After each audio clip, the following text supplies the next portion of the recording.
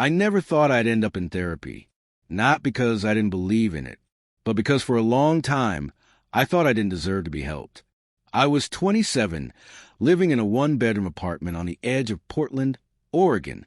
By day, I worked at a logistics company, arranging freight schedules and faking smiles. By night, I stare at my cracked ceiling and tried not to fall apart. My name is Ryan, and the only thing keeping me together was a man I wasn't allowed to love. The first time I met him, I was 30 minutes late. I remember the clock above the elevator blinking 3:32 p.m. when I finally made it to the fourth floor. Suite 405. Dr. Eli Barrett. I paused at the door, hand hovering. The hallway smelled like warm coffee and lemon disinfectant. My pulse thumped. I nearly turned around, but then the door opened, and he stood there. He was taller than I expected. Late 30s, messy dark hair, sharp jaw, button-down shirt with sleeves rolled just enough to feel human. His eyes with this quiet storm of empathy and restraint. He looked at me, unreadable. "You're Ryan?" he asked. I nodded, embarrassed. "Sorry, traffic was a mess." "It's okay. You're here now." I sat down on the couch in his office, my palms already sweating. He offered water. I declined. He sat across from me in a navy armchair and opened a notebook. "So, what brings you here?" I laughed too loud. "Isn't that the therapist classic?" "It's cliché for a reason," he said gently. I didn't answer right away, because I didn't know where to start, because saying it out loud meant admitting something I had buried too deep. So instead I said, "I guess I'm tired pretending." His expression didn't change, but something behind his eyes shifted. He leaned forward slightly. "Pretending what?" "That I'm okay. That I don't miss him. That I haven't built my life on silence." Over the next 3 sessions, I spoke in circles, skating around the truth, like I was scared he'd see too much. But Dr. Barrett never pushed. He waited. He listened, until finally, one afternoon, it spilled out. I had a boyfriend. He nodded once. We were together for 2 years. He left last spring. I haven't dated since. Silence. He wasn't out, and I never told my family about him. I spent 2 years hiding. "Do you regret that?" "Not at first, but now, yeah, I do." Another breath. "My dad doesn't know I'm gay." There, I said it, and the world didn't explode. The sky didn't fall, but my chest cracked open. "You don't owe anyone your pain," Dr. Barrett said, voice low. "But what if I do?" I asked, "What if staying quiet makes me the bad guy?" "You're not the bad guy, Ryan. You're someone who learned to survive. That's not weakness." Week after week, we built something I couldn't name, a space where I could breathe without apology. He didn't say much about himself, but I noticed the details. He wore the same black watch every time. He had a framed photo of a beach in Maine on his bookshelf, and he never called me patient. He just called me by name. It mattered more than he probably knew. One Thursday, I walked in late again. Rain clung to my jacket. My chest ached. He looked up as I closed the door behind me. "You okay?" "No," I whispered. "Not really." He didn't ask why. He didn't need to. That day I cried. Ugly, snotty, chest-heaving tears. And he didn't flinch. Just sat there with me. Silent. Present. Steady. And when I looked up, something unspoken passed between us. I don't know what it was, but it was real. That night, I couldn't sleep. I kept replaying the moment. He handed me a tissue without looking away. The way his jaw tensed when I mentioned the word father. The way I felt seen in a way that was terrifying and beautiful. And for the first time in a long time, I wrote again. A few lines in my journal turned into a full page. Then 2. Then a letter I'd never send. "You're the only one who sees me, but you're not mine. And maybe that's why it hurts so much." I started looking forward to Thursdays in a way that scared me. Not because I loved therapy, but because I was starting to fall for the one person I wasn't allowed to. I never said it out loud. Never crossed a line. But when he smiled, when he asked me how I was and meant it, when he said, "You don't have to carry this alone, Ryan," I felt something shift inside me. Something I didn't want to admit. You can judge me if you want. But unless you've lived your whole life being a secret, you'll never understand what it means when someone finally looks at you like you matter. And if you've made it this far into my story, it probably means you do understand. That you know what it's like to carry a secret, so long it becomes part of your spine. That you want to be loved without having to explain why. And if that's you, if you're a part of this quiet, beautiful, wounded community of ours, then you belong here. But if this isn't your world, if you're not here for real, respectful, honest gay love stories, then maybe this isn't the place for you. Because I only want to share this with people who care. People like us. If that's you, subscribe. Share this story with someone who needs it. Drop a comment if you've ever felt this kind of ache. And like this video, because it helps others find what we're trying to say. And now I need to tell you what happened the day he touched my arm. Just once. Just briefly. But everything changed. The first time he touched me.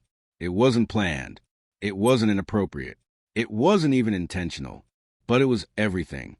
It happened during session 12.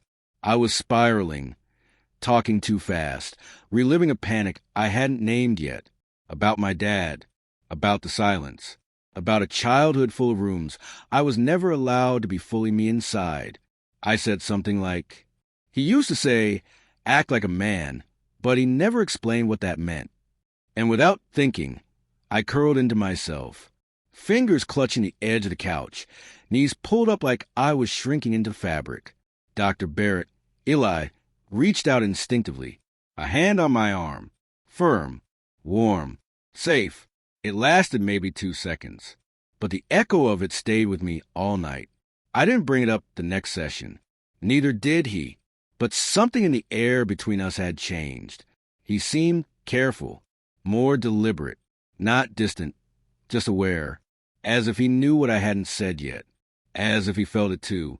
I told myself it was a crush, a therapist thing, transferential attachment. I Googled it, but it didn't feel clinical. It felt personal. At work, I started looking at the clock more, counting the days to Thursday, writing in my journal again, pages filled with half-finished thoughts like, I don't think I love him, but I think I could. What does it mean to trust someone who's paid to listen to you? Then came the moment that changed everything. It was raining that day. Portland rain, the kind that seeps into your shoes and your soul. I arrived 10 minutes early. The waiting room was quiet. I could hear a voice from the office through the door. Soft, tense. A client, maybe. Then a second voice, his. But it wasn't the calm, measured Eli I was used to. It was louder. Frustrated. Because you don't get to rewrite history just because it hurts, he snapped. Silence. Then, I told you I can't do this right now. I have someone coming. The door opened abruptly, and a man stepped out. Mid-40s, well-dressed, jaw clenched. His eyes met mine for half a second before he brushed past me, muttering something under his breath. Eli followed. He looked undone. Not messy, but raw. His sleeves were still perfectly rolled, but his collar was loose. His voice, when he saw me, softened. Ryan, sorry. Come in. I hesitated at the doorway. What was that? He shut the door behind me. Exhaled. Personal. I didn't know therapists had personal lives. I joked. He didn't laugh. I'm human, he said quietly. Just like you. That session was different. We sat in silence for longer than usual. I spoke about surface things. Work. A new plant I bought. A song that made me cry for no reason. He listened, but his posture was slightly slouched. His gaze lingered too long on the window. Finally, I asked, was that your partner? His head turned sharply. Excuse me? The man who left before me. I heard you fighting. A pause. Then, softly, no, not anymore. I shouldn't have felt the relief that bloomed in my chest, but I did, and I hated myself for it. Before I left that day, I stood at the door longer than I should have. Eli stayed behind his desk, fingers tapping the arm of his chair. I turned the knob, then hesitated. I know I'm just a client, I said, but if you ever need to talk to someone, Ryan. He said my name like it mattered, like it hurt. This space is for you, not the other way around. I nodded, flushed. Right, of course. Then he added, almost too quietly, but thank you. The next week, he canceled our session, said something about a family emergency. I waited and worried and wondered if maybe I'd cross a line. When we resumed 2 weeks later, he looked different, more guarded, but also more open in a strange way. I thought about what you said he told me during that session. Which part? About not wanting to pretend anymore. And I think I've been pretending too. I didn't know what to say. So I asked the one thing I never thought I'd be brave enough to. Are you gay? He blinked, then gave the smallest nod. Yes. It shouldn't have meant anything, but it meant everything. Because suddenly, we weren't just two people across a couch.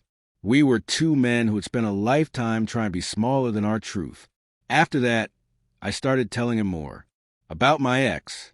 About the boy in high school I wrote poetry about, but never showed. About the bruises no one saw when I told my mom I thought I might be different. And about how I never told anyone, not really, that I wanted to be loved in a way that didn't feel like a secret. He never judged, but he stopped feeling like just a therapist. He started feeling like something else, something between a memory and a maybe. One night, I was walking past his office after hours. I dropped by to give him a signed release form.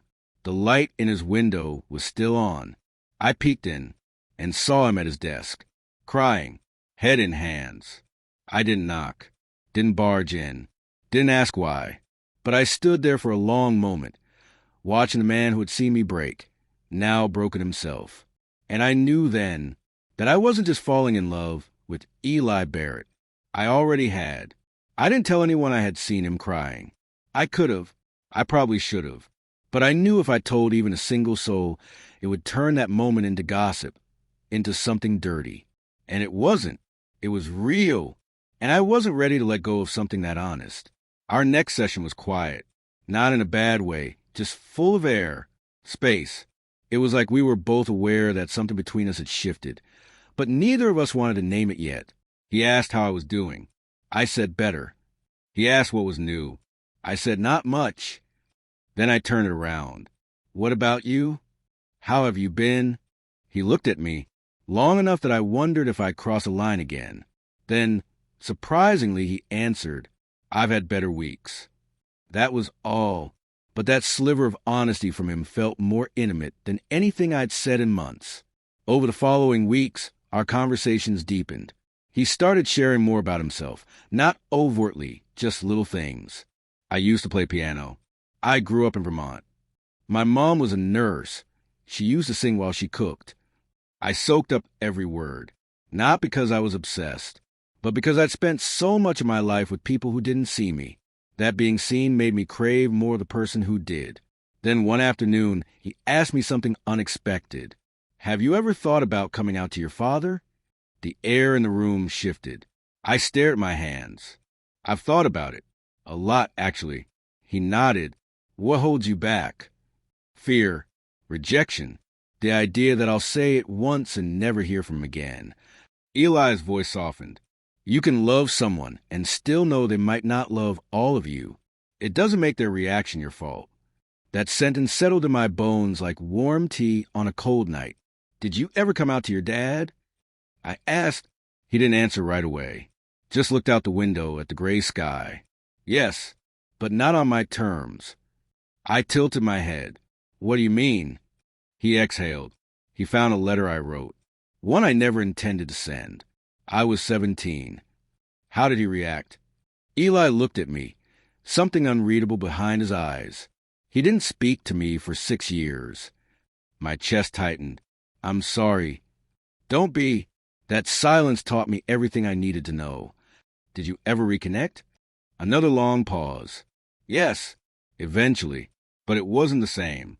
Some walls never fully come down. I wanted to reach for him then. To do what he had done for me so many times. Just be there. But I kept my hands to myself. Even though everything inside me screamed across the room. We continued our sessions, but something was building. I began dreading the end of each hour.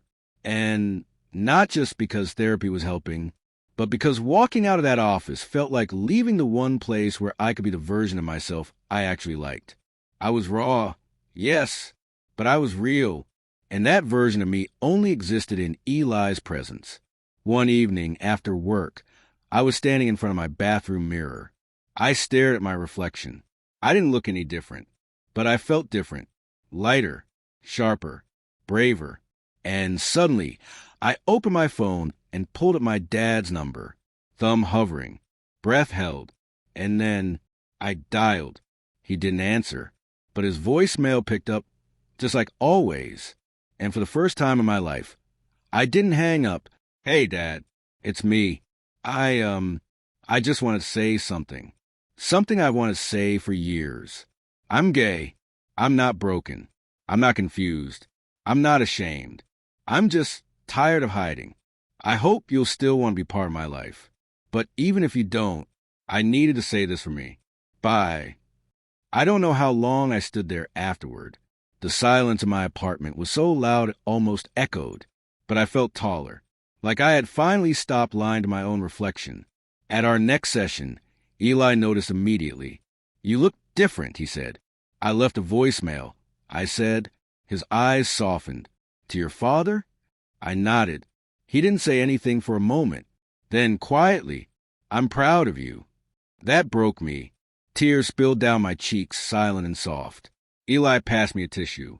His hand grazed mine. It was electric, not lustful, not desperate, just charged with the kind of intimacy that comes from surviving something together, even if we weren't technically together. I didn't see him the following Thursday, or the one after that. His office emailed to say sessions were paused for 2 weeks due to personal leave. I checked his website, temporarily offline. I worried. I replayed every word of our last conversation. I wondered if I had gone too far, if I had broken the one thing that was actually helping me. Then, on the third Thursday, I got a call. Ryan. His voice. Yeah, it's Eli. I wanted to explain in person, but I'm not coming back to practice. Silence. What? I've decided to take a sabbatical, maybe longer. Is it because of me? He paused. No, and yes. My chest tightened. Eli, did I mess something up? No, you didn't do anything wrong. Then, softly, but I can't keep pretending I don't feel something. The room spun. You feel something? From the beginning, and I fought it. But this, it's not ethical. You deserve someone who can be there without crossing lines. I felt like I was falling. So that's it? You're just disappearing. I'm doing this to protect you. And myself. Protect me from what? From what it would mean if we didn't stop now. He ended the call before I could say anything else. I sat there, phone in my lap, gutted, confused, and heartbreakingly understood. Because I knew, if I loved him the way I thought I did, I couldn't ask him to stay in a space that cost him his career, his integrity, or his peace. But I also couldn't imagine a world where he wasn't my Thursday. So I wrote, page after page. I wrote about the office, the Navy chair, the smell of coffee and rain. I wrote about the way he looked at me like I wasn't broken. And I wrote something I never thought I'd send. A letter. I never planned to mail the letter. It was therapy for me. Private. Safe. Just a way to let the words fall out now that the man who once made space for them wasn't around anymore. I wrote it over 2 sleepless nights. My apartment smelling like burnt coffee and takeout. Folded it once. Put it in an envelope. Didn't address it. Didn't sign it. I left it on my desk under a paperweight. Thought I'd eventually throw it away. But somehow, I didn't. A week later, I got a text from Eli. It wasn't long. Just, I received something. I think it's from you. My heart slammed against my ribs. You read it? Twice. I waited, typing, then it stopped. I stared at my screen for 10 minutes. No follow-up, no explanation. Just that I didn't know who mailed the letter. Maybe I dropped it accidentally at the front desk of my building. Maybe I handed it to the wrong barista with my rent envelope. Maybe the universe just decided to play a cruel joke. But the letter had found him, and now he knew everything in that letter. I had written the parts one had only hinted at in our sessions. I didn't fall for your title. I fell for the man behind the notes. You never asked to hold my pain, but you did anyway, and it made me love you. Even if I never see you again, please know, you changed me. You gave me back parts of myself I didn't think were still alive. You are my secret, my escape, my therapist. But more than that, you were the first person who let me be me and stayed. 2 days passed before he reached out again. This time it was a call. Can we talk? He asked. I didn't hesitate. Where? Somewhere that is an office. We met at a small bookstore cafe downtown. It was quiet, all with paneling and the smell of old pages and cinnamon tea. He was already there when I arrived, sitting at a table near the window with 2 mugs between us. His hair was messier than usual. No watch on his wrist, just a hoodie and jeans. He looked different, younger, softer, more like Eli the man, not Dr. Barrett the therapist. I sat across from him, and for a few seconds, neither of us spoke. He pushed one mug toward me. Chamomile, he said. You always smell like it after work. That hit harder than I expected. You noticed that? He smiled faintly. I noticed everything. I sipped the tea. My hand shook. You said you got the letter. He nodded. And you read it. He nodded again. And I needed time to think. I waited. I didn't stop seeing you because I didn't feel something, Ryan, he said. I stopped because I did. And because us, it started in a place where boundaries matter, but we're not there anymore. No, we're not. The cafe buzzed faintly in the background, but all I could hear was my heartbeat. He leaned forward, voice quieter. You were never just another client. You challenged me. You reminded me why I chose this work in the first place. And eventually, you became more than I could carry as just a professional. So what does that mean now? It means if you still feel the same way, maybe we can figure out what this is. Outside of everything it was. I should have kissed him right there, but I didn't. Instead, I asked, do you regret anything?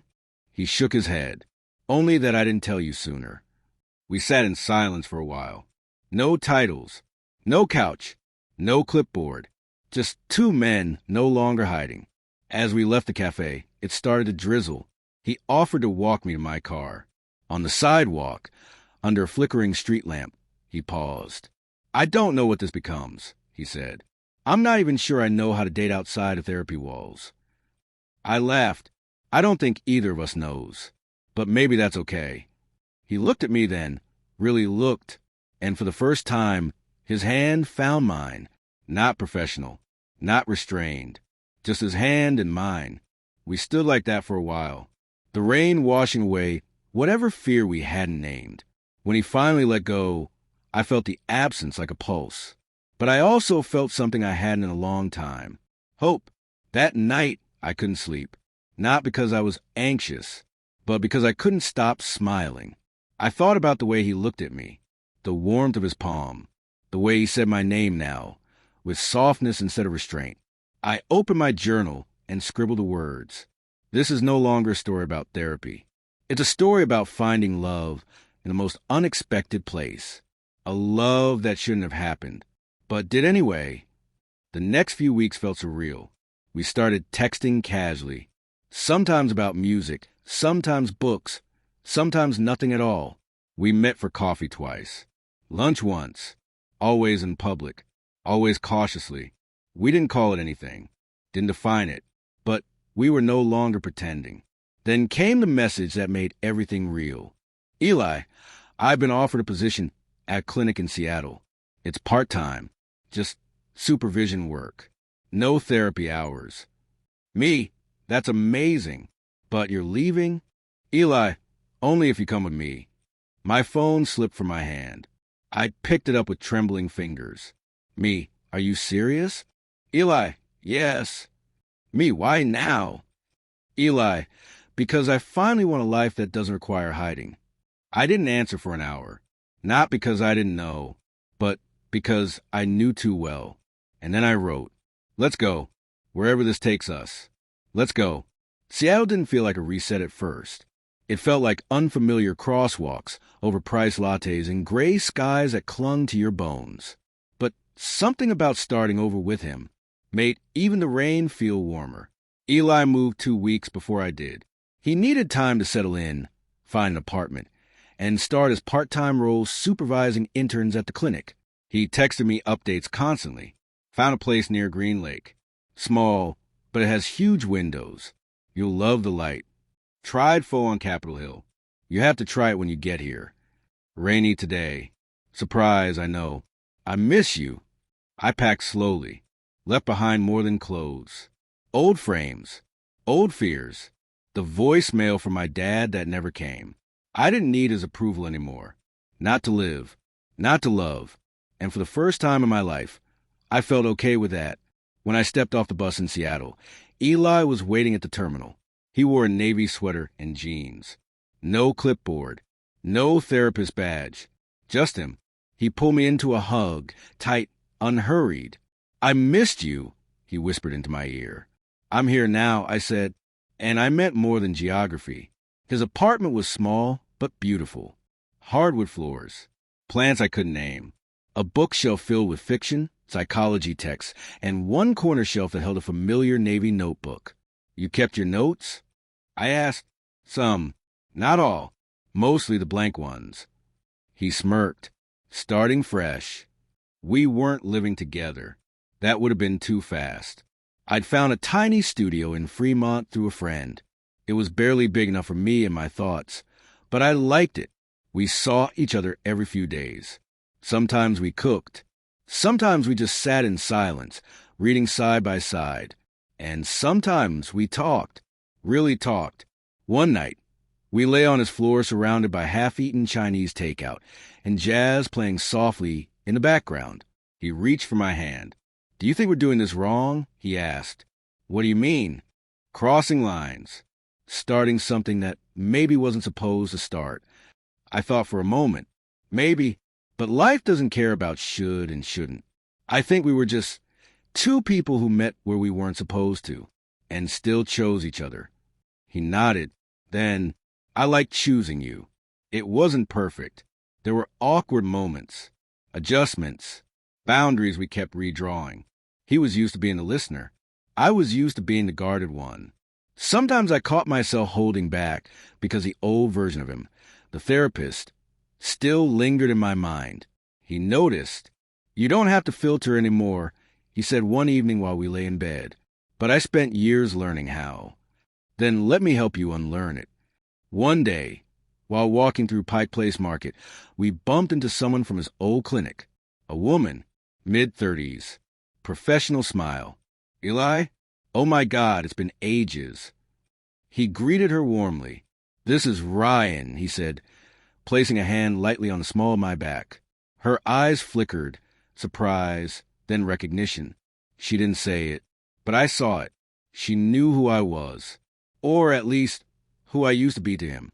But she smiled anyway. Nice to meet you, Ryan.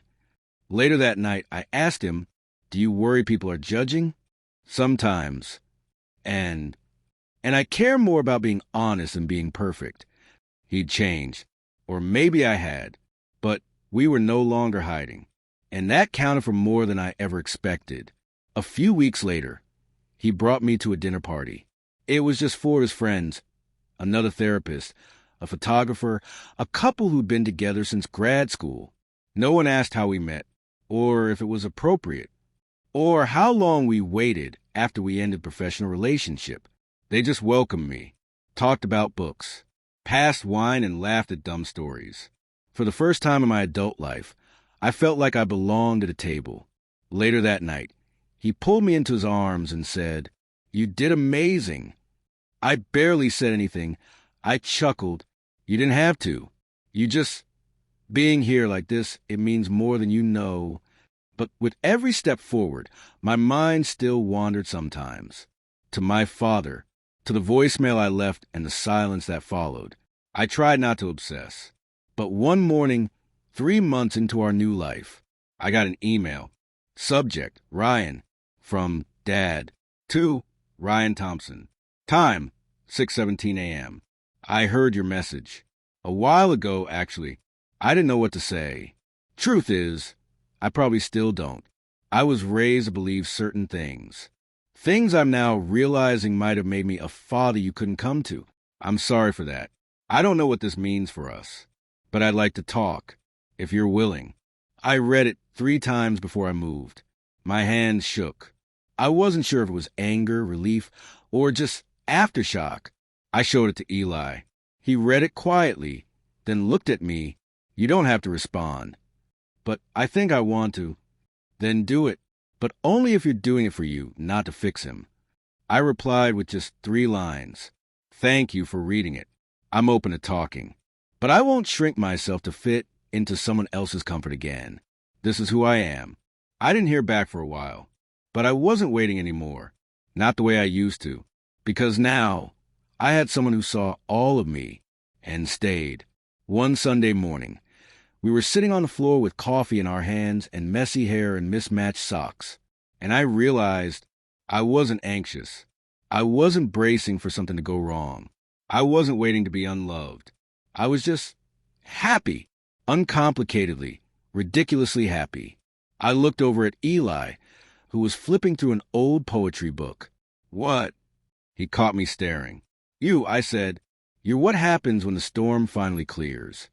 He leaned over and kissed me, soft, long, certain, and in that moment I knew I hadn't just survived. I'd arrived. We were planning a weekend getaway when the first crack appeared. Not in us, not in how we felt, but in the idea that the past could just stay buried. Eli had found a lakeside cabin 2 hours outside Seattle. Quiet, secluded, no self-service, he said with a grin as he scrolled through the listing. Perfect for overthinking city boys like us. I laughed and agreed. We booked it for mid-April. We both needed it. Work was chaotic. I had started freelancing full-time, and he was deep into mentoring a new group of interns who, according to him, had more attitude than ethics. We needed to disappear. Together. But then he got a letter. A real one. In an envelope. With no return address. I was making coffee when I heard the mail slot clatter. Eli picked it up from the floor and paused. His brow furrowed. What is it? I asked. He didn't answer. Just opened it slowly. He read it once. Then again. His hands were still, but his jaw tightened. What's wrong? I stepped closer. He folded the letter, placed it on the table, and said, It's nothing. But it wasn't.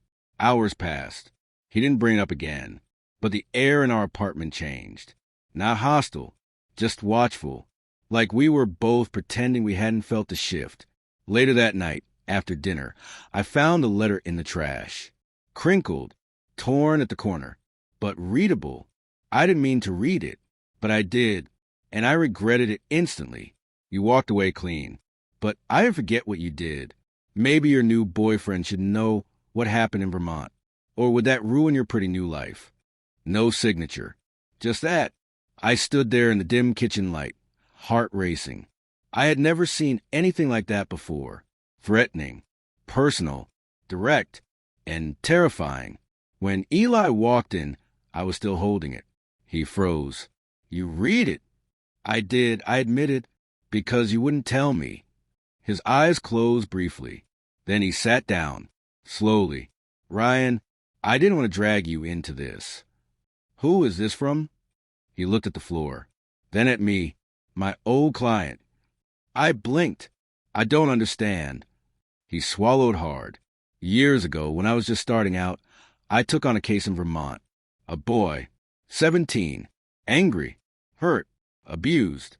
He paused. He developed feelings. For me, the words hit like thunder. And I didn't cross a line. I swear, but I missed the signs. I didn't set enough distance. He misunderstood my compassion. I stayed silent. He confessed it. In session. Said he loved me. That he wanted to run away together. I sank into the chair across from him. What did you do? I transferred his case immediately, reported it, took time off, but his family, they weren't stable, and he disappeared a few months later. He looked broken, telling me this. I never heard from him again, until now. So this, I held up the letter, he's back. I think so. I don't know. Is he dangerous? Eli hesitated. I don't think so. But I also don't know who he is now. It's been years. I felt cold, not because I didn't trust Eli, but because I could see it in his eyes. This wasn't just guilt. It was fear. He tried to reassure me. It was a professional mistake. One I paid for. One I learned from. I believe you, I said. But that letter, it doesn't sound like someone who moved on. He nodded. I'll handle it. But I didn't want him to handle it alone. Not anymore. That night, we lay in bed, backs touching. Neither of us slept. I could feel the weight between us. He hadn't done anything wrong, but he had been part of something that hadn't fully healed, and now it had followed him here, to us. The next day, I suggested postponing the trip. He resisted. We need this, he insisted. I know, I said, but if he's watching you, if he knows who I am, don't you think that's dangerous? Eli looked at me then, really looked. I've spent most of my adult life trying to be the perfect version of myself. For my clients, for my peers, even for you sometimes. You don't have to be perfect. But I don't want my past to poison the one thing in my life that finally feels real. I didn't have an answer, so instead I held his hand. A few days later, another envelope arrived. Same handwriting. Still no return address. This time, he handed it to me. You should read it. It was shorter. I see you. I remember everything. You'll never really be free from it. I looked up at him. This isn't just a memory. No, it's a threat. Yes. We went to the police. They took a report, but without a name, an address, or a direct threat of harm, there wasn't much they could do. Let us know if it escalates, the officer said. Eli asked, what if it already has? No answer. We stayed home that weekend. No cabin, no lake, just drawn curtains and nervous glances at the window. He tried to distract me, made pancakes, put on old movies, pretended like everything was okay. But it wasn't. We were waiting for another envelope, for a knock, for the past to show its face. It didn't. Not that week, not the next. But the fear didn't go away. And neither did the questions in my head. Was I strong enough to be part of this? Could I hold him through something I didn't fully understand? One night, I found him staring at his phone. The screen showed an unsent text. The name, Caleb M. Is that him? I asked. Eli nodded. I found his old number. Thought maybe I could, I don't know, make peace. Are you sure that's safe? No, but maybe it's the only way. Eli never sent that text to Caleb, but Caleb didn't need it, because 4 nights later, he showed up on our doorstep. It was a Wednesday. I remember because I'd just come back from the co-op with 2 bags of groceries and rainwater dripping down my sleeves. Eli was supposed to be home by 6, but he called to say he was running late from a supervisor meeting at the clinic. So when someone knocked at the door around 7:15, I thought it was him. I didn't look through the peephole. I just opened the door. The man standing there was probably late 20s now, maybe 30, but there was a flicker of something younger in his expression. Not innocent, but unfinished. Dark hoodie, jeans, a canvas backpack slung over one shoulder, like he was still living out of it.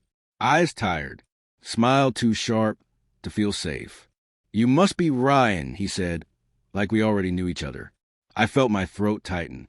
You're Caleb? He smirked. Guess he told you everything. Not everything. Good. That means there's still room for my side. I didn't invite him in, but he stepped inside anyway. Slow, like he belonged there. You live nice. I figured Eli would. Always had expensive taste in books and guilt. Why are you here? To talk, he said. To remind him I'm still real. He remembers. Does he? He turned, eyes flicking over the apartment. Because from where I'm standing, it looks like he forgot everything pretty quick. I clenched my jaw. You sent threats. He raised his hands, mock innocent. I sent truth. Not my fault if the truth makes you both squirm. Just then, the door opened behind us. Eli! He froze in the entryway when he saw him. The air dropped 10 degrees. Caleb. Hello, Dr. Barrett. Don't call me that. Why not? You were my doctor once. Eli stepped between us. You need to leave. Caleb cocked his head. You always shut people down like this? Is that what you did after I told you I loved you? That's enough. I'd never seen Eli angry before. Not like this. It wasn't loud. It was controlled, sharp, cold. I reported everything. I followed protocol. You know that. You disappeared. You ran. I was a kid, Eli. And I was a professional trying to keep us both from drowning in something that never should have started. Caleb's eyes darkened. But it did start, whether you liked it or not. No, Eli said firmly. You were hurt. You saw kindness as something more. That's not your fault. But it was never love. Caleb scoffed. It was real to me. That doesn't make it right. He turned to me then. Caleb, you're okay with this? Knowing he did this before, connected with someone vulnerable, and then just walked away. I know the full story, I said, and I know who he is now, which is more than I can say for you. He flinched, just barely. Then quietly, do you think you're the first one he rescued with pretty words and warm eyes? I stepped forward. This conversation is over. Eli put a hand on my arm, not to stop me, to steady himself. Leave, Caleb. Please. For a second, I thought he might lash out, say something cruel, or worse, do something dangerous. But he didn't. He just nodded slowly. Okay, I see how it is. And then, almost a whisper, I hope he doesn't leave you too. The door clicked shut behind him, and for a moment, everything was quiet again. Too quiet. Eli sat down on the edge of the couch. His hands trembled. I'd never seen him tremble. Are you okay? I asked gently. I don't know. He's unwell. I know. He was trying to manipulate you. I know that too. We sat there in the quiet, my hand on his back. Then Eli said something I didn't expect. I almost left you. I turned sharply. What? When the first letter came, I thought about ending it, packing up, vanishing. Why? Because I didn't want you to carry my past. I didn't want you to see me this way. This way. He looked up at me, flawed, weak, human. I knelt in front of him. Eli, I never fell for the version of you that was untouchable. I fell for the one who saw me when I was invisible, who stayed when I couldn't even speak. He swallowed hard. You're not weak, I whispered. You're real, and that's why I love you. We didn't speak much the rest of the night, just curled into each other on the couch. The storm, for now, had passed, but we both knew the sky wasn't clear yet. The next day, Eli filed a restraining order. He brought copies of the letters, told the full story, said the visit was unannounced and threatening. It wouldn't solve everything, but it was a start. He also told the clinic board, I don't want this following me in whispers, he said. If they're going to know, they're going to hear it from me. They were supportive. One even told him they admired the transparency. We all make mistakes, she'd said, but not everyone owns them. We didn't hear from Caleb again. Weeks passed. The rain came and went. Eli laughed more easily. I started writing again. We started looking at bigger apartments. Nothing dramatic, just a 2-bedroom where we could both have space. A home. One night, while unpacking a box of old journals, I found the very first note Eli had written during our sessions. Back when we weren't us yet. It said, the wound is where the light gets in. I showed it to him. He smiled. I didn't come up with that, he said. It's roomy. I know, I said, but it's yours now. For me. He took the paper from my hands, folded it gently, and slid it into his wallet, right next to a photo of us at the lakeside we never visited, smiling like the world hadn't tried to break us. And maybe it had, but it failed, because we were still standing. still choosing each other, still here. It had been a quiet month since Caleb's last appearance.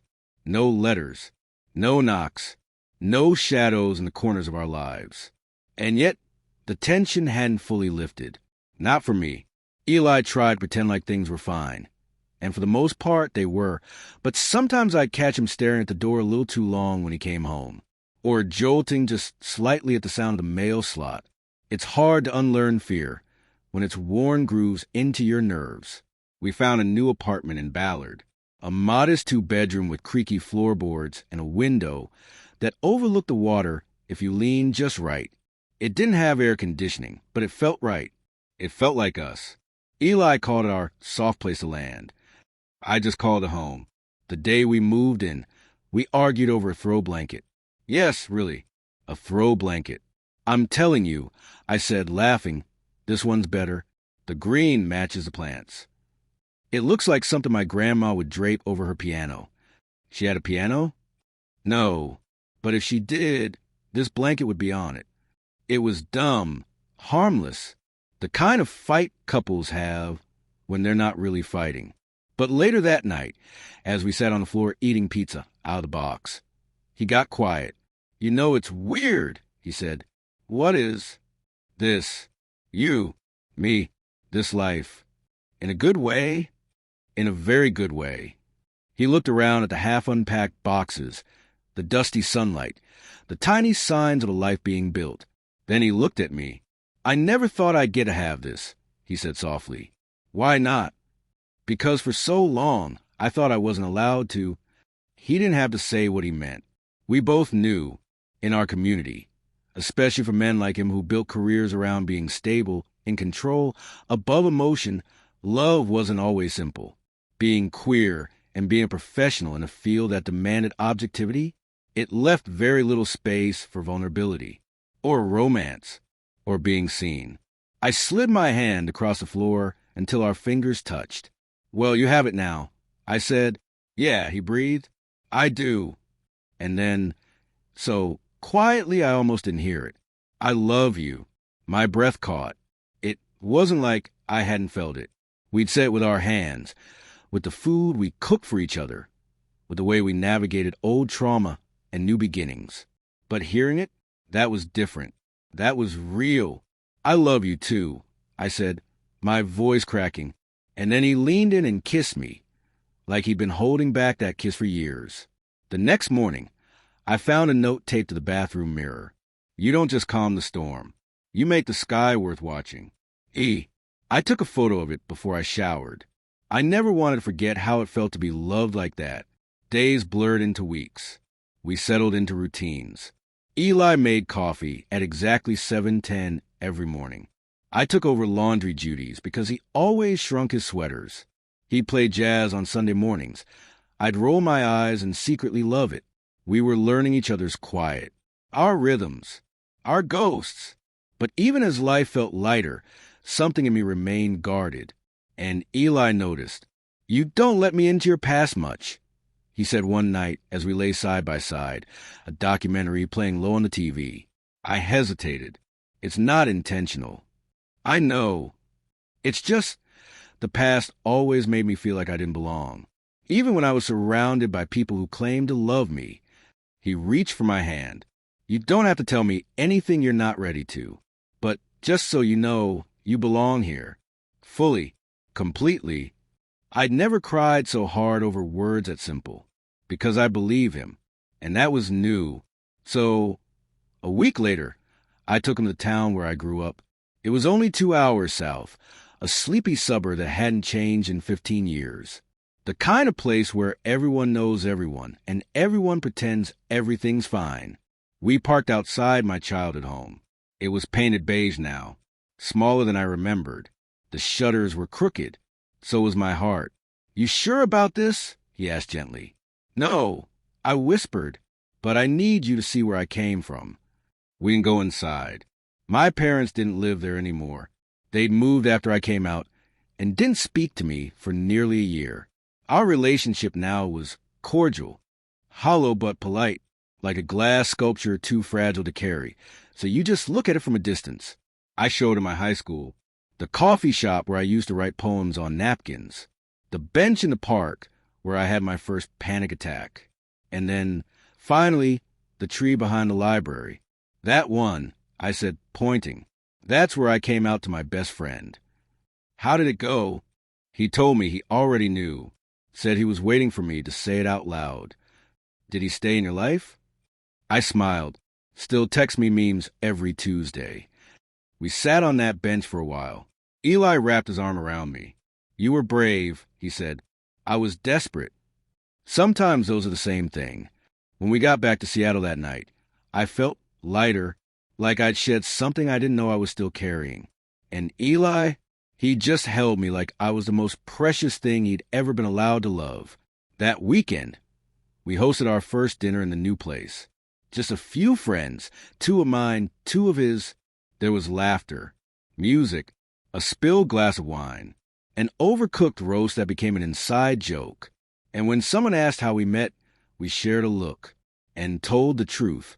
Not all of it, just enough. He helped me find my voice, I said, and he helped me remember mine, Eli added, that night. After everyone left and the dishes were forgotten in the sink, I curled up next to him on the couch. He brushed a strand of hair from my face. Can I ask you something? Anything. If we met again, differently, without the rules, the roles, the therapy couch, do you think we'd still fall in love? I didn't even hesitate. We are meeting again, I said, every single day. It was a Wednesday afternoon when the doorbell rang, an ordinary day that would take an extraordinary turn. I was working from the kitchen table, surrounded by coffee cups and half-written drafts. Eli was still at the clinic, and the apartment was quiet except for the low hum of the ceiling fan. The doorbell wasn't unexpected. We've been ordering more things lately. Books, kitchen tools, random stuff we didn't really need but felt excited about unboxing together. I assumed it was another package. I was wrong. I opened the door and froze. Standing there, wearing a shy smile and a backpack that looked like it had been carried across more than one state, was someone I hadn't seen in nearly 10 years. Ryan, he said, it's been a while. My heart jumped. Ben, my ex, the first man I ever fell in love with, the one who knew me before I knew myself, the one who left without a word and shattered the pieces I didn't know were breakable. I didn't move. My fingers tightened on the doorknob. He looked older, sure, but not hardened. Same dark hair, now with streaks of copper from the sun. Same gentle eyes. But the energy around him was softer. Wounded, maybe. He held up a hand like I might swat him away. I know it's strange, showing up like this. I'm in town. I've been following your work. I blinked. My writing? He nodded. I read your article in the Quiet Fire about trauma and storytelling. It hit me. My head swam. Ben, why are you here? He glanced down, then back up. I don't know. Closure? Curiosity? Maybe just say I'm sorry. I should have closed the door. I should have told him to text like a normal person. But instead, I opened the door wider and stepped aside. He walked in tentative, like someone who knew he didn't quite belong. We sat at the dining table, an awkward air hanging between us. I offered coffee. He accepted, and for a long minute, neither of us said anything. Then, finally, you disappeared, I said. My voice wasn't angry, just tired. I know. You ghosted me. No goodbye. No explanation. Nothing. I know. You could have broken up with me. You could have said something. He nodded, shame washing over his features. I was afraid. Of what? Of being seen. Of being real. Of how much I loved you. I wasn't ready to face it or face myself. Silence. Then he reached into his bag and pulled out a photo. Us. From years ago. Smiling on a bench in Tacoma. I remember that day. We just told an older couple we were cousins because we were too nervous to say otherwise. I kept this, he said, even when I ran. I didn't reach for the photo. I couldn't. Instead, I said, I'm not that guy anymore. I know. And I'm in love with someone now. Deeply. His eyes softened. I figured. The front door opened. Eli walked in, Jacket damp from the Seattle drizzle. He smiled when he saw me, but the smile fell when he saw Ben. "Hey," he said carefully. Ben stood and extended a hand. "You must be Eli." Eli looked at me. I nodded once. Slowly, he shook Ben's hand. Introductions were tense. I explained as much as I could without making it more awkward than it already was. Ben filled in gaps. He was passing through. Needed to say things he hadn't been able to say back then. Eli was polite, reserved, observant. When Ben left an hour later, promising not to intrude again, Eli turned to me the moment the door shut. "Are you okay?" "I think so." "Are you angry?" "Confused." "Yes," I said, "but not at you." We sat on the couch. I explained everything. Who Ben was, what he meant to me once, how much his leaving had gutted me. Eli listened, quiet, still. Then he said something that surprised me. "I'm glad he came." "You are..." He nodded. "You deserve to hear what you never got, even if it came late." "Does it bother you that he showed up?" "Yes." "That you still care about what happened?" "No."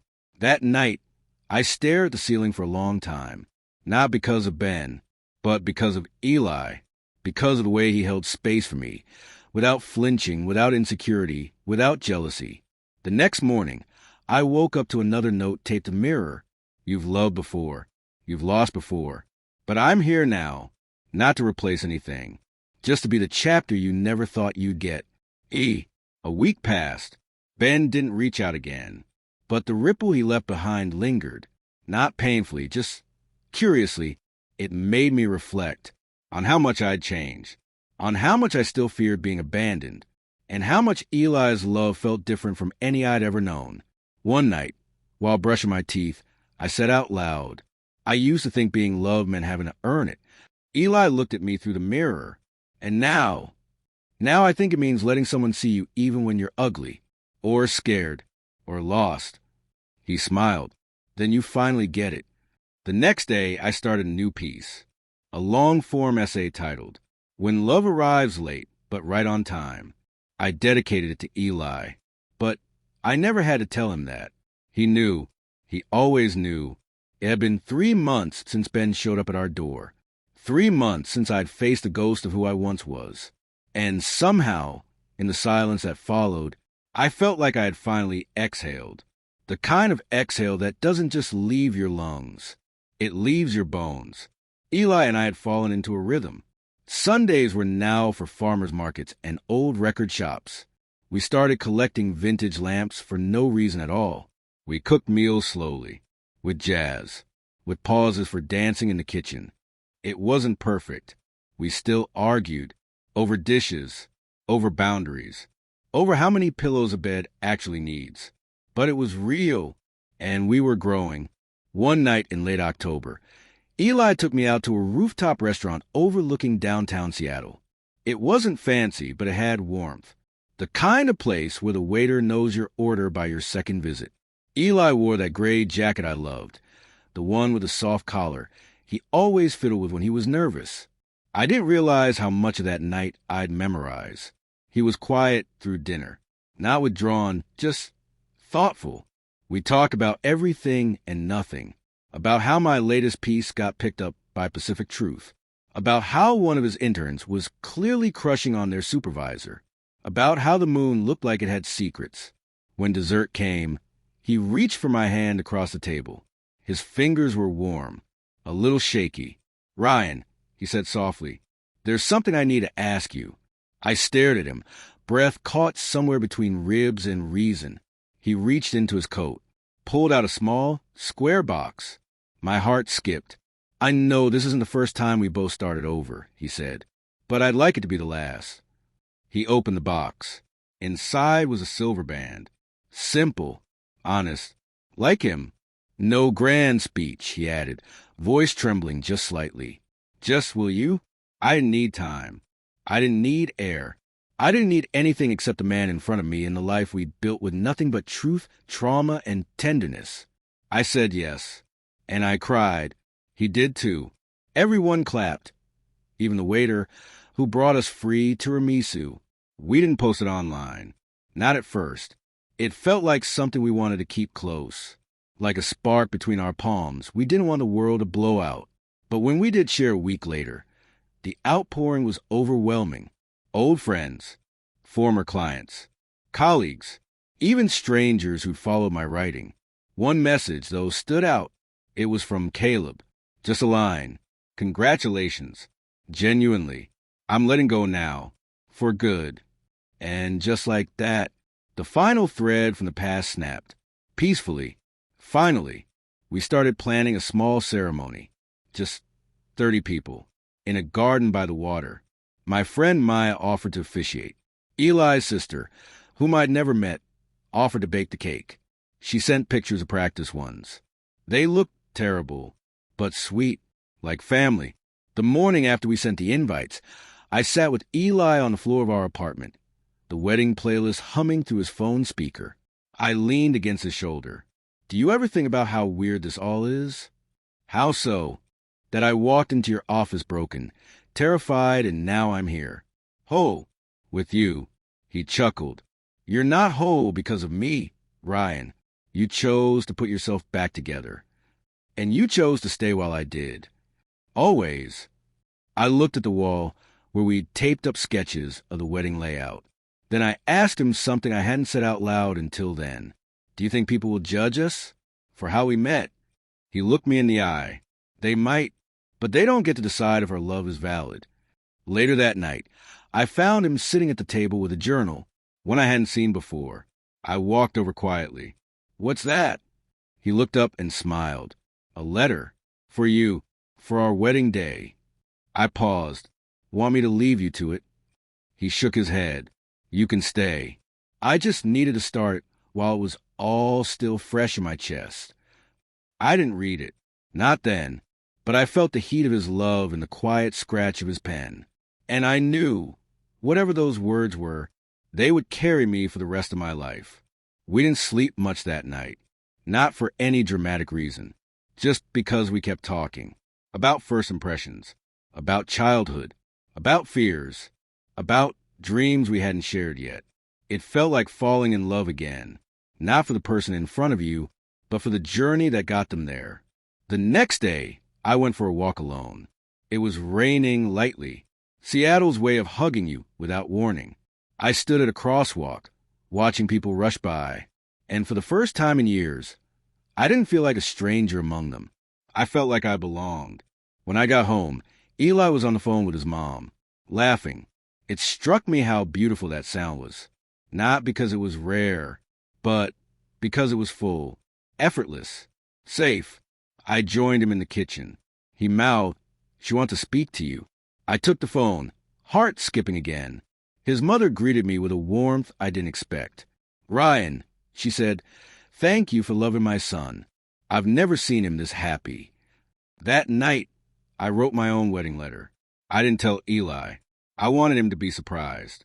I wrote, "Asterisk, you saw the broken pieces of me and didn't flinch. You walked into my silence and didn't ask me to speak. You loved me patiently. Not loudly, not perfectly, but honestly. And in doing so, you taught me that the best kind of love isn't the one that saves you. It's the one that shows you. You were never ruined to begin with. Asterisk. The sky was soft on the morning of our wedding. Gray-blue, like brushed steel. Cool but kind. And the breeze carried that faint scent of salt and lavender from the garden by the water. It didn't look like a fairy tale. It looked like something real. And that made it perfect. We had chosen a small space tucked just off the sound.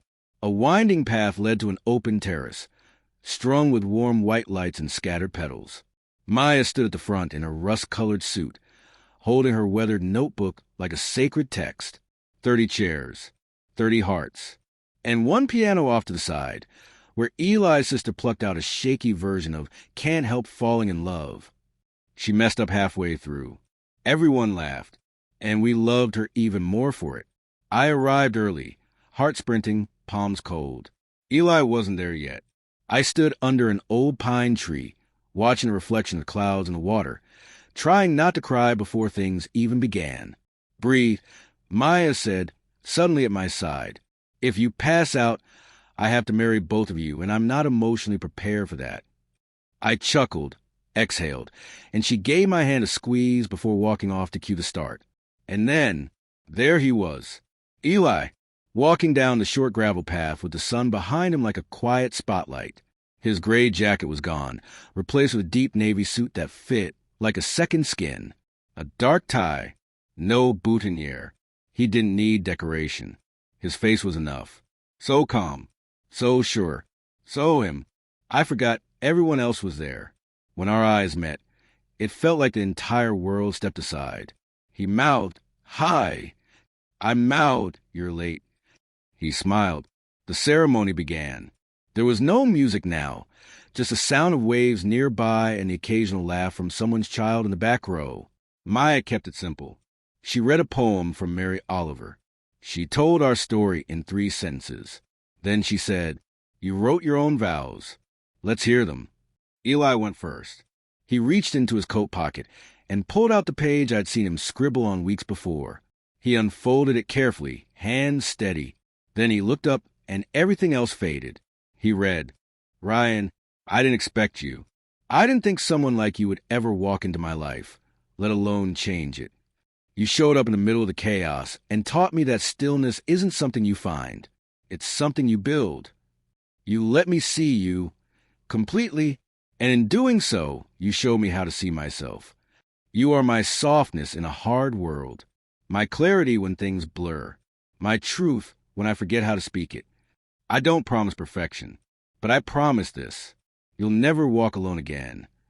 I had to bite my lip to keep from crying, but it didn't work, not even a little.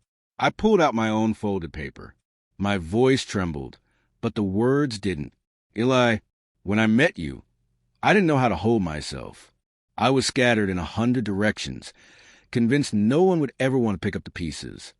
But you never flinched. You never asked me to fix myself first.